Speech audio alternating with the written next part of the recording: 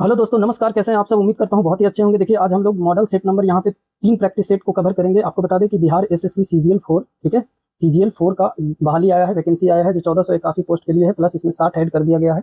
तो आपको बता दें कि उसका जो ये डिस्कशन है आज हम लोग कवर करेंगे। तो आपको बता दें, चलिए, ये आपका पहला क्वेश्चन आपके स्क्रीन पे यहाँ पे दिख रहा होगा। तो चलिए हम लोग देख लेते हैं।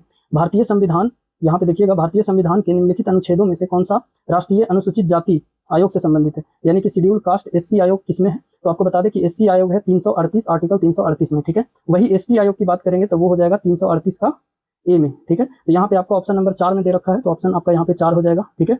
और आप देखेंगे आर्टिकल 338 का बी, 338 का बी में हो जाएगा ओबीसी वर्ग, यानी कि राष्ट्रीय पिछड़ा वर्ग आयोग, ठीक है। इसकी चर्चा है। वही 350 अनुच्छेद के बारे में यहाँ पे देख लेंगे। तो 350 अनुच्छेद जो है ये आपको बताता है, 350 का ए में जो है प्राथमिक स्तर पर मातृभाषा में शिक्षा का सुधार होना चाहिए, ये आर्टिकल 350 में, ठीक है।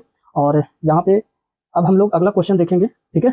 चलिए, तो अगला क्वेश्चन आपका यहाँ पे ये रहा। एशियाई सिंह केवल यहाँ पे डैश में पाए जाते हैं, तो एशियाई सिंह जो है वो आपका यहाँ पर हो जाएगा गिर राष्ट्रीय उद्यान। ऑप्शन नंबर 2 बिल्कुल यहाँ पे करेक्ट हो जाएगा, ठीक है।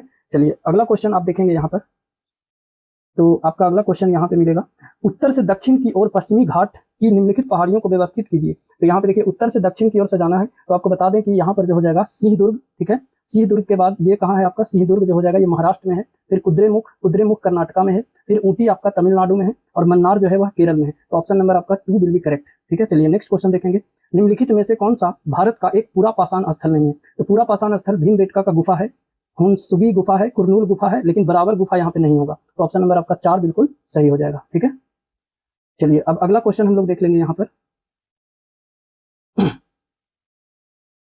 तो ये आपका अगला क्वेश्चन रहा कि सिंधु निम्नलिखित में से सिंधु सभ्यता स्थलों में महान स्नानागार कहाँ पाया जाता था? तो महान स्नानागार जो है हड़प्पा कालीन विशाल स्नानागार जो है उसका साक्ष्य आपको मोहनजोदड़ो में देखने को मिलता है। तो option number 2 will be right answer यहाँ पर हो जाएगा, ठीक है। चलिए, अगला क्वेश्चन यहाँ पे देखेंगे। बुद्ध और महावीर निम्नलिखित में से किस महाजनपद से आते थे? तो बुद्ध और महावीर जो आते थे वो मगध महाजनपद से आते थे। तो ऑप्शन नंबर आपका यहाँ पर 1 सही हो जाएगा। बुद्ध जो थे वो, गौतम बुद्ध जो थे वो बौद्ध धर्म के संस्थापक थे, और महावीर जी जो थे वो जैन धर्म के यहाँ पे 24वें तीर्थंकर के रूप में महावीर आए थे, ठीक है। इसके संस्थापक जो थे जैन धर्म के वो ऋषभदेव जी थे, ठीक है। चलिए, अगला क्वेश्चन देखेंगे। भारतीय संविधान का आर्टिकल यहाँ पे 14 भारत के नागरिकों को क्या सुनिश्चित करता है? तो देखिए, आर्टिकल 14 जो है वो समानता का अधिकार देता है, समानता का अधिकार देता है, समानता का अधिकार देता है।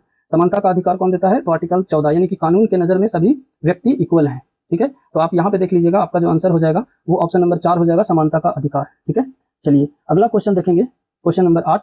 तो यहाँ पे 8 में देखेंगे हम लोग। तो यहाँ पे निम्नलिखित कथनों पर यहाँ पे विचार करना है, ठीक है। यहाँ पे दे रखा है, भुगतान बैंकों का खोला जाना, बैंकों का राष्ट्रीयकरण, मुद्रा ऋण योजना और अटल पेंशन योजना उपयुक्त कार्यक्रमों में कौन सा वित्तीय समावेशन प्रक्रिया का भाग है? ठीक है। तो वित्तीय समावेशन प्रक्रिया का जो भाग आपका हो जाएगा वो आप यहाँ पे देख लेंगे, उपयुक्त में से सभी हो जाएगा। ऑप्शन नंबर 3 हो जाएगा यहाँ पे करेक्ट। चलिए, आगे क्वेश्चन हम लोग देखेंगे। बिहार का सबसे प्राचीन परियोजना कौन सा है? तो देखिए, बिहार का सबसे प्राचीन परियोजना की बात करेंगे हम लोग। तो यह 1874 में, आप देखिएगा, सन 1874 ईस्वी में यह जो है परिचालन में आया था, और इसका जो है सोन परियोजना हो जाएगा। ऑप्शन नंबर 1 हो जाएगा। कब आया था? तो 1874 ईस्वी में, ठीक है। चलिए, अगला क्वेश्चन यहाँ पे देख लेते हैं। निम्नलिखित में से कौन सा अनुच्छेद भारत में बाल श्रम के उन्मूलन का प्रावधान करता है? तो बाल श्रम के उन्मूलन का जो प्रावधान करता है वो आर्टिकल 24 में है। तो ऑप्शन नंबर आपका यहाँ पे 4 हो जाएगा, ठीक है। चलिए, अगला क्वेश्चन हम देखेंगे यहाँ पर कि अधिकांश भारतीय लिपियां निम्नलिखित में से किस लिपि से विकसित की गई है या विकसित हुई है? तो अधिकांश भारतीय लिपियां जो है वो आपका ब्राह्मी लिपि से हुआ है। तो ऑप्शन नंबर आपका 2 विल बी करेक्ट आंसर, ठीक है। और ये प्राचीनतम लिपि माना जाता है। और आपको बता दें कि ये जो लिखित प्रमाण सम्राट अशोक के अभिलेखों से भी प्राप्त हुआ है, ठीक है। चलिए, अगला क्वेश्चन देखेंगे। विजयनगर राज्य किस नदी के किनारे स्थित है? तो सबसे पहले हम जान लेते हैं कि विजयनगर की स्थापना हरिहर एवं बुक्का ने किया था। हरिहर एवं बुक्का 1336 ईस्वी में किया था। कब किया था? 1336 ईस्वी में। और यह तुंगभद्रा नदी के किनारे स्थित है। कहाँ है? तो तुंगभद्रा। ऑप्शन नंबर आपका 3 यहाँ पे सही हो जाएगा। चलिए, अगला क्वेश्चन देखेंगे। बाल बिहार प्रणाली के संस्थापक कौन थे? तो बाल बिहार प्रणाली के जो संस्थापक थे वो आपका हो जाएगा दोस्तों यहाँ पर फ्रोवेल। Option number 2 will be correct answer. और ये जो फ्रोवेल, यहाँ पे देखिएगा, फ्रोवेल जो थे ये बाल बिहार प्रणाली के संस्थापक और जर्मन दार्शनिक थे। कौन थे? जर्मन दार्शनिक थे फ्रोवेल, ठीक है। और ये 1817 ईस्वी में, ठीक है, 1817 ईस्वी में बाल बिहार की स्थापना जो किए थे, ठीक है। और यह एक शैक्षणिक संस्थान के रूप में स्थापित किया गया था, ठीक है। चलिए, और इसकी स्थापना जो है यहाँ पर जो व्यवस्था है, यह प्रणाली 1837 में प्रचलन में आई थी, यानी कि विकसित हुई थी। तो चलिए, अगला क्वेश्चन देख लेते हैं, क्वेश्चन नंबर 14। और ये आपका यहाँ पर ये रहा। भारत के राष्ट्रीय सर्वेक्षण और मानचित्रण संगठन को विज्ञान और प्रौद्योगिकी विभाग के तहत कब स्थापित किया गया था? तो यहाँ पे देखिएगा, national survey and mapping organization, ठीक है, national survey and mapping organization, इसको जो है 1767 ईस्वी में विकसित किया गया था। तो ऑप्शन नंबर आपका यहाँ पे 3 बिल्कुल यहाँ पर बिल्कुल यहाँ पे ऑप्शन, एक सेकंड रुक जाइएगा, यहाँ पे देखिएगा भारत सरकार के विज्ञान प्रौद्योगिकी विभाग के तहत, ठीक है, इसकी स्थापित कब किया गया था? तो ये आपका किया गया था सन 1767 ईस्वी में। हाँ बिल्कुल सही हो जाएगा। चलिए अगला क्वेश्चन देख लेंगे। सिविल सेवा किसके काल में प्रारंभ किया गया था? तो सिविल सेवा जो है ये प्रसिद्ध गवर्नर जनरल लॉर्ड कॉर्नवालिस थे, उन्हीं के कार्यकाल में जो है यह सिविल सेवा, यानी जिसको नागरिक सेवा भी बोलते हैं। तो ऑप्शन नंबर आपका 3 हो जाएगा। चलिए अगला क्वेश्चन हम लोग देख लेंगे यहाँ पर, किस दिन राष्ट्रीय मतदाता दिवस मनाया जाता है? तो राष्ट्रीय मतदाता दिवस जो है वो 25 जनवरी को मनाते हैं। ऑप्शन नंबर 1 यहाँ पे करेक्ट हो जाएगा। ठीक है, चलिए अगला क्वेश्चन देखेंगे हम लोग। बिहार में गंगा नदी में दक्षिण दिशा से मिलने वाली नदियां कौन सी नहीं?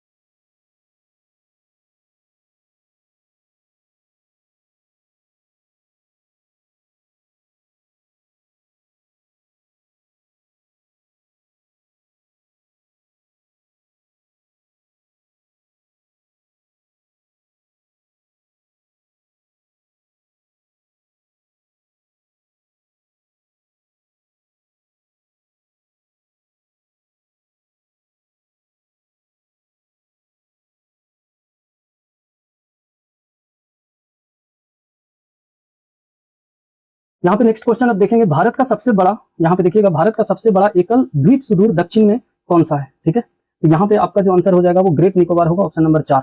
चलिए अगला क्वेश्चन देख लेंगे। यहाँ पे भारत का रूर किस नदी बेसिन को कहा जाता है? तो वो दामोदर को कहते हैं, दामोदर घाटी, यहाँ पे दामोदर नदी को। ठीक है, तो ऑप्शन नंबर आपका यहाँ पर 1 हो जाएगा। चलिए अगला क्वेश्चन यहाँ पे देखेंगे, पहले जैन तीर्थंकर कौन थे? तो पहले जैन तीर्थंकर जो थे वो थे ऋषभदेव। ठीक है, और पहले जैन तीर्थंकर ऋषभदेव, यानी कि ऋषभदेव को जैन धर्म का संस्थापक माना जाता है। और वही महावीर जी जो थे वो 24वें जैन तीर्थंकर थे। चलिए अगला क्वेश्चन यहाँ पे देखेंगे, और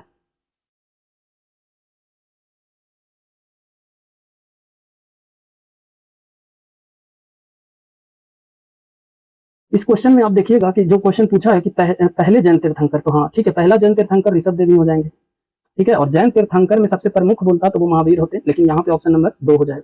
चलिए अगला क्वेश्चन देख लेंगे, भारत में निम्नलिखित में से किस प्रकार के वन सबसे बड़ा क्षेत्र है? तो सबसे बड़ा क्षेत्र आप देखेंगे यहाँ पर, ठीक है, तो ये आपका हो जाएगा उष्णकटिबंधीय नर्म पर्णपाती वन, ऑप्शन नंबर 3 हो जाएगा। चलिए अगला देखेंगे, भारत 2025 ऊर्जा बदलाव सूचकांक में कौन सा स्थान पर रहा है? तो ऊर्जा बदलाव में 71वां स्थान पर रहा है, ऑप्शन नंबर 2 हो जाएगा। निम्नलिखित में से एक गैर योजना व्यय का सबसे महत्वपूर्ण आइटम कौन सा है? तो सबसे महत्वपूर्ण आइटम आपका जो हो जाएगा दोस्तों वो ब्याज का भुगतान है, ऑप्शन नंबर 1 यहाँ पे करेक्ट हो जाएगा। चलिए अगला क्वेश्चन हम लोग देख लेंगे, विश्वविद्यालय अनुदान आयोग का गठन किसकी सिफारिश पर किया गया? तो विश्वविद्यालय यहाँ पे अनुदान आयोग का गठन जो है वो आपका किया गया डॉक्टर सर्वपल्ली राधाकृष्णन आयोग, ऑप्शन नंबर 2 हो जाएगा, और ये किया गया था सन 1948 में। चलिए अगला क्वेश्चन देखेंगे, कौन सा पठार जो है आपका भारत की खनिज दिल का देश के रूप में जाना जाता है? तो ये जो जाना जाता है दिल का देश, छोटा नागपुर का पठार, ऑप्शन नंबर 2 हो जाएगा। चलिए अगला देखेंगे, निम्नलिखित में से कौन सा पदार्थ समुद्र जल से निकाली गई है? तो समुद्र जल से जो निकाली गई है वो आपका हो जाएगा समुद्री जल से, वो ब्रोमीन होगा, ऑप्शन नंबर 4। चलिए अगला क्वेश्चन, पश्चिमी विक्षोभ जिस कारण उत्तर पश्चिम में भारत में बारिश होते हैं उसका उत्पत्ति स्थल क्या है? ठीक है, तो उसका उत्पत्ति स्थल जो हो जाएगा दोस्तों वो आपका हो जाएगा भूमध्य सागर, ऑप्शन नंबर 3। चलिए नेक्स्ट क्वेश्चन देखेंगे, पेंशन फंड विनियामक और विकास प्राधिकरण PFRDA के अध्यक्ष के रूप में किसे नियुक्त किया गया? ठीक है, तो ये किया गया Shri Subramanyam Raman, option number 2। Next देखेंगे, भारत की 12वीं पंचवर्षीय योजना का मुख्य उद्देश्य क्या था? तो 12वीं पंचवर्षीय योजना का जो मुख्य उद्देश्य था वो आपका यहाँ पर हो जाएगा तेज और सतत और अधिक सम्मिलित विकास, ऑप्शन नंबर 4। नेक्स्ट देखेंगे, संवैधानिक उपचारों का अधिकार जो कि आर्टिकल 32 में दिया गया है। ठीक है, इसे संविधान की आत्मा कहते हैं और ये जो है मौलिक अधिकार में है। ठीक है, ऑप्शन नंबर 1 हो जाएगा। और मौलिक अधिकार की चर्चा जो है आर्टिकल 12 से 35 तक की गई है और यह जो है अमेरिका के संविधान से लिया गया है। ठीक है, इसे भारत का मैग्ना कार्टा के रूप में भी जाना जाता है। चलिए अगला क्वेश्चन देखेंगे, बिहार में 1857 के विद्रोह के प्रारंभ होने के समय पटना का आयुक्त कौन था? तो पटना के आयुक्त जो थे वो मुस्लियार, यहाँ पे देखिएगा कौन थे, तो William Taylor, option number A हो जाएगा।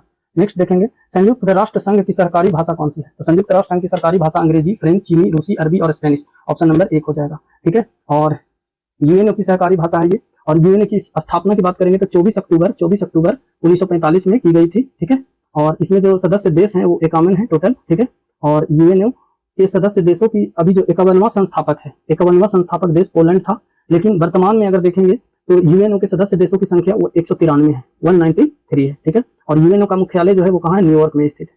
चलिए अगला क्वेश्चन देखेंगे हम लोग, निम्नलिखित में से किसे प्रोत्साहन देने के उद्देश्य से 1995 में मध्याह्न योजना चलाई गई थी? तो ये चलाई गई थी दोस्तों प्राथमिक शिक्षा का सार्वभौमिक करना, ऑप्शन नंबर 2।